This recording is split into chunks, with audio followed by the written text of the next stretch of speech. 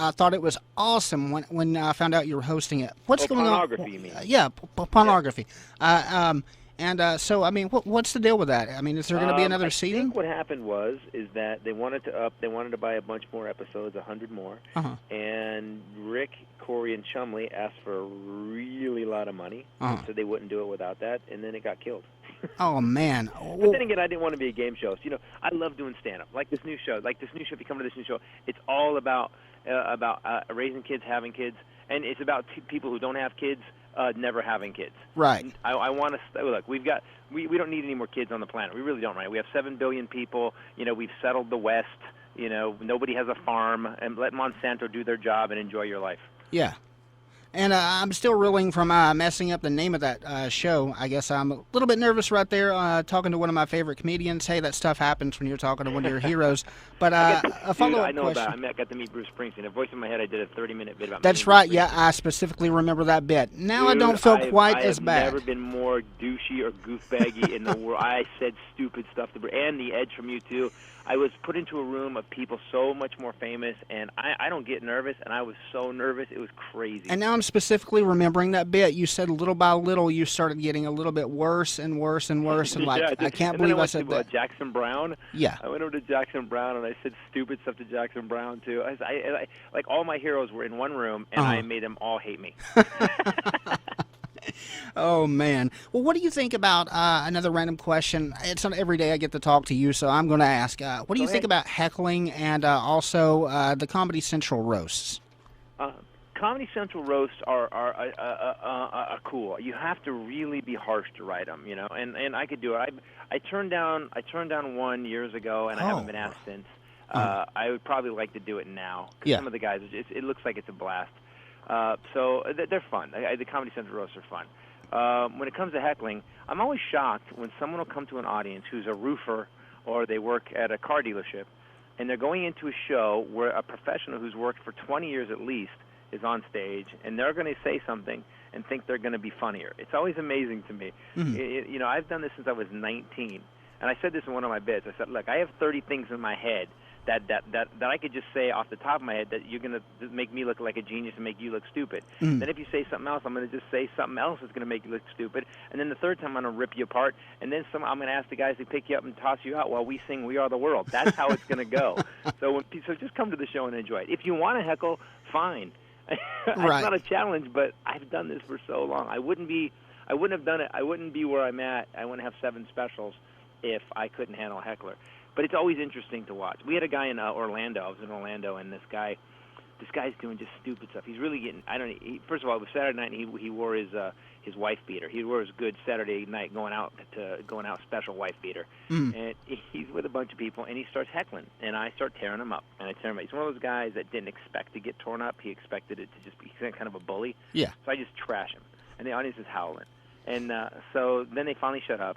And then we go on with the show. About 10 minutes later, he starts talking again. And I said, that's it. You guys are out. I said, I can't. My problem is this.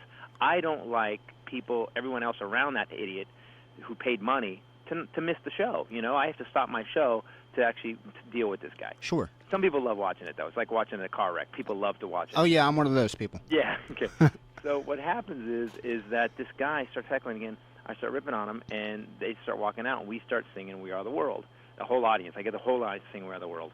And I don't realize this, but the bouncers are outside emptying garbage, getting ready for the second show. Hmm. So I don't know the bouncer. So this guy, as he's walking away, he starts yelling back over his shoulder. And I start going, "Oh, there's a real man talking smack after you've been kicked out." Right. Yeah, yell it over your shoulder, man. Yeah, I started calling him. I said something worse than coward. Let's just say that. Yeah. And this dude turns around and he walks up to the stage all puffed up. Uh-huh. Now, it's a dumb move because I'm 2 feet above him, and he's standing there yelling. He goes, "What do you want to do? You want to go?" And I'm like, "Whatever you want to do, man." And so we're literally in front of an audience of 350 people going to fight. Yeah. I am waiting for the bouncers. I'm like, why aren't the bouncers here? Yeah. The bouncers are outside. So my opening act, who's also my wife, Rachel, she's a comic too. Uh-huh. She used to run comedy clubs, and she's been doing comedy for about 7-8 years, and that's really funny. Mm. I look behind this guy, and my wife has an empty wine bottle and is about to crack this guy across the head. So that even if you think heckling is going to go to physical, someone will hit you with a wine bottle. It's just best to enjoy the show. Oh man, that's a great story. And again, I won't keep you. I know you've got man, other stuff to do. Well, if you say you're fine, I'm going to keep on going for another couple of minutes.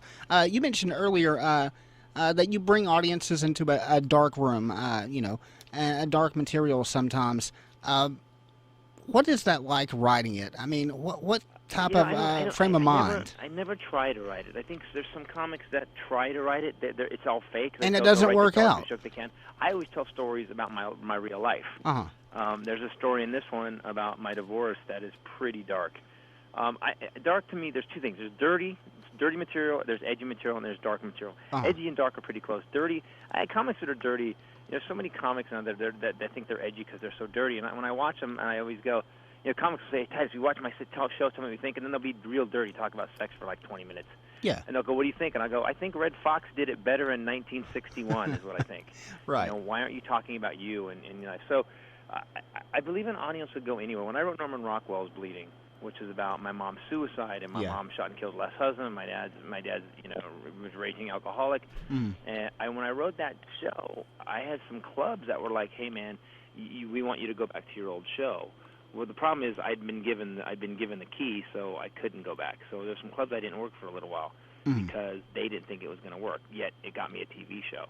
I think audience will follow you anywhere as long as you lead them down the right path. You can't just jump into it. My mom shot and killed a guy. You can't just jump into it. Right. You have to tell them a story, and you slowly walk them down this path to all of a sudden you go, and my mom shot the guy. And they go, what? Right. And they're already there. And then you do some jokes about that. You get to the point, and then you get it. You have to let them off the hook. You can't leave them there. Some comics will leave them in a dark place. I always make sure I go, okay, open this door. There's a light again. Let's move on. But I think audiences are a lot smarter than people think they are. Yeah. And another question I had is, I've heard from a lot of people, and I actually asked Greg Giraldo about that. I had a chance to interview him about 2 months before he passed, and man, I was so grateful to talk to him. And I asked him the same question that I'm going to ask you.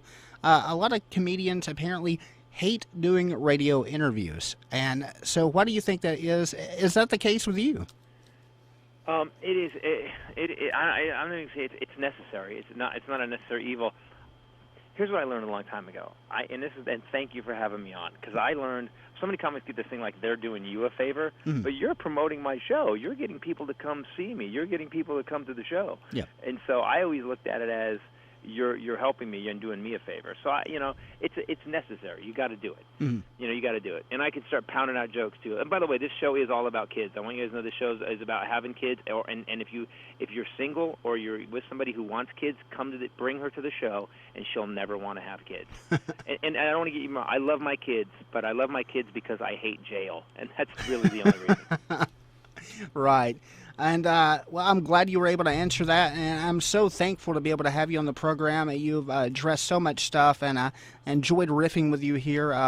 Again, I want to tell everybody that Christopher Titus, he's going to be in Chattanooga, Tennessee next Saturday at the Walker Community Theater. It's going to be a great show. I've loved this guy's stuff ever since I saw Neverlution, and I really hope the listeners out there, some of y'all are going to head to the show. I know I definitely want to be there, and man, I just appreciate you taking the time to just chat it up with me. It's been a real privilege. And I always do a meet and greet too, so if you have any grievances, I'll be after the show signing stuff for people too. So if you're like, I don't like that on the children bit, I'll be right there ready to take it. Well, just watch out. All I can say for anyone doing that is watch out for the wine bottles, because we've already gotten a heads up for that. Behind you a lot, because I got some backup.